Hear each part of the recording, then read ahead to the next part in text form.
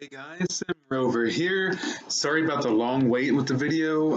Last week was super busy, so I really didn't get a lot of time to make a video. So instead, I'm going to make this one really quick and just try to catch up as best I can. So I put a timestamp below so you can skip the intro, and I will just do the review of the last three chapters real quick.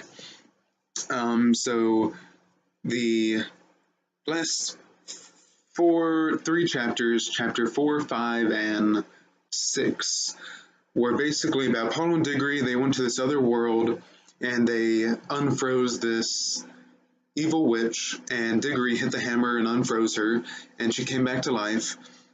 And she told the history of this place called Charn that they were in, and it was completely apocalyptic. And what happened was she killed these allied forces that were trying to kill her because she was trying to take over the world. And the witch's name is Jadis, and she's also a queen.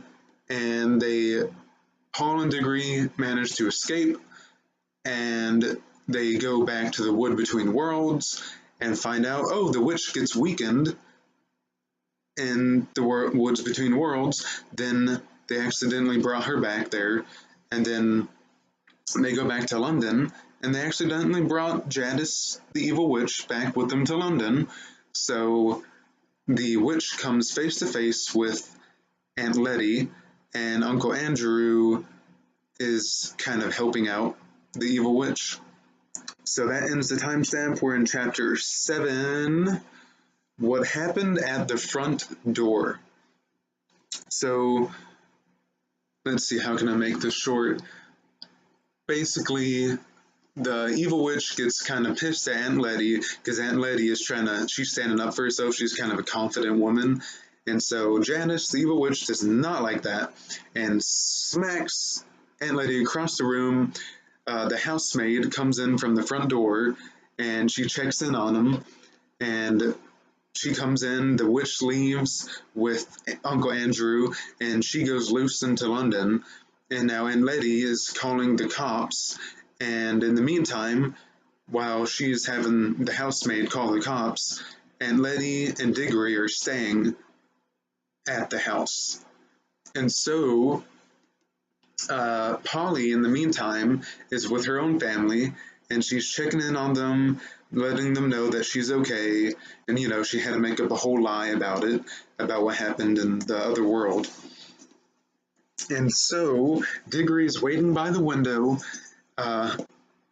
painstakingly waiting by the window, because he knows he has to get the witch back to her own world, because she's going to let all hell break loose in London. And there's a little brief cutscene that's kind of important, where he was listening to Aunt Letty talk to someone, and he thought his mom is gravely sick. And I haven't said this, but she is deathly ill. She's bedridden. And he was thinking, hey, there might be other fruits. And coincidentally, we have fake apples here. There might be other fruits in the other worlds. So he thought, hey, maybe I can touch the ring right now and go hunting all the other worlds and look for a fruit that can heal my mom. But before you can even do that, there's a commotion outside, and you hear sirens going crazy and lots of people talking.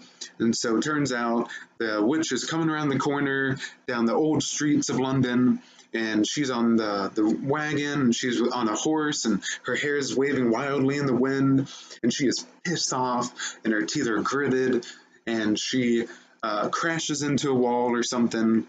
And Uncle Andrew is in that carriage, and behind them, two other carriages come, and there are policemen everywhere, and there's a whole mob of people coming that are kind of angry, and there are some people that are just kind of curious about it, and there are people opening up their windows in the buildings and checking what's going on. And this might sound kind of unimportant, but this cabbie driver, horse driver, carriage guy, comes up to the police and says, hey, that's my horse there, you see?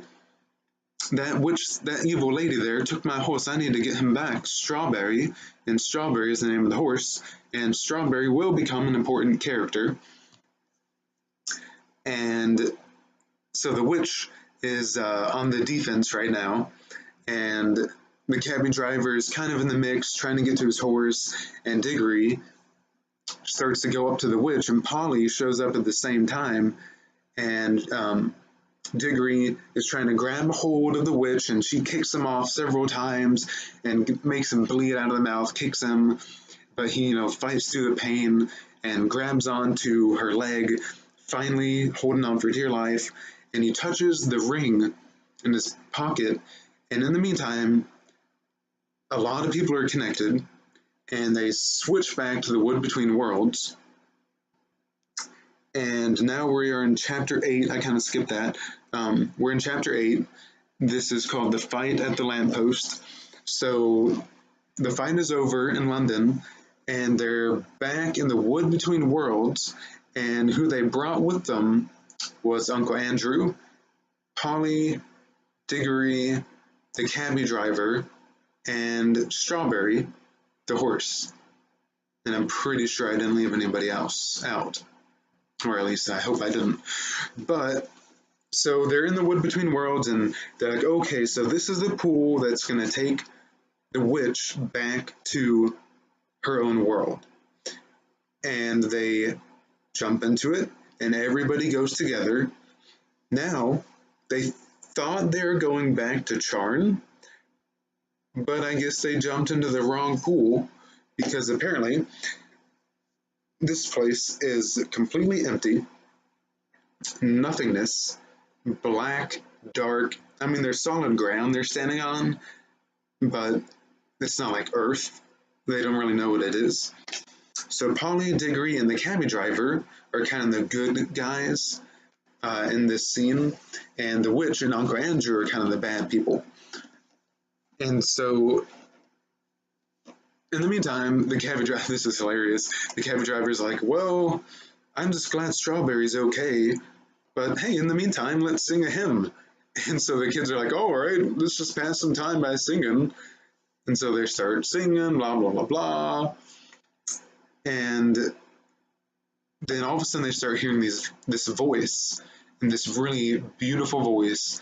It's very deep and kind of a steady, peaceful tone, and then all of a sudden these other voices join in, and in an instant, stars appear across all of the sky, and they're brighter than any stars we've ever seen in our own world, and you can see the planet so clearly, and it's so beautiful, and then the voices continue to sing, but one that really stands out is the deeper voice that's so majestic and peaceful. And you can kind of tell that voice is creating everything. And so the voices continue to rise steadily, and as they rise, the light in the distance starts to go from a pale white to more of a gray, and then the sun starts rising up out of the sky, and you can see the silhouettes of the rolling hills as you see the sun coming up, and you see the silhouettes of all the hills in the distance. And once the voice gets to its peak, it finally rises up out of the sky, the sun, and then they see this lion. And we all know, oh, it's Aslan, the lion from Narnia. Yes, it is. I was like geeking out at that moment. So they see the lion. They don't know his name. They just know he's a lion. And the lion, I'm just kind of going off the back. I'm trying to remember what happened exactly. Yeah, okay, so this is near the end of chapter 8, and so they saw the lion, and now Jadis, the evil witch, is threatening Diggory, you better take us back now, boy, I do not like the feeling of this magic, I can tell it's more powerful than mine, so we need to get out of here.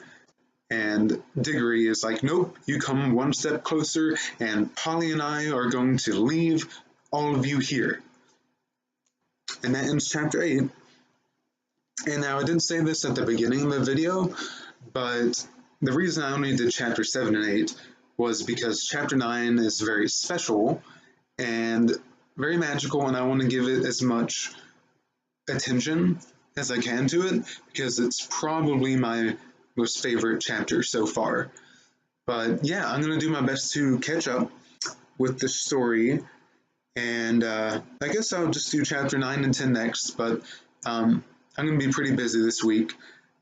I'll do my best to get the next video out. But yeah, thanks for coming by. Feel free to subscribe, and it's great seeing you guys. I'll see you next time, and remember, this is Simmer over here. I'll see you later.